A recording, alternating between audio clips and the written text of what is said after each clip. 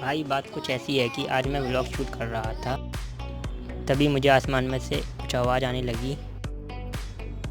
मैं इधर उधर देखने लगा आसमान की ओर, कहाँ से आ रही है भाई। तभी मुझे दिखता है कि मेरे पास से एक प्लेन जा रहा है, और उस प्लेन को देखते ही मैंने उसकी वीडियो शूट करी। वो थोड़ा क्लियर नहीं दिख पा रहा है, लेकिन मैं अपनी पूरी कोशिश कर रहा हूँ कि एक्चुअली मैं रूफ पे आया हुआ था। मैंने सोचा कोई वीडियो बनाई जाए, तो मैं अपनी फिंगरों को चलाने लगा ताकि ऐसा लगे कि मैं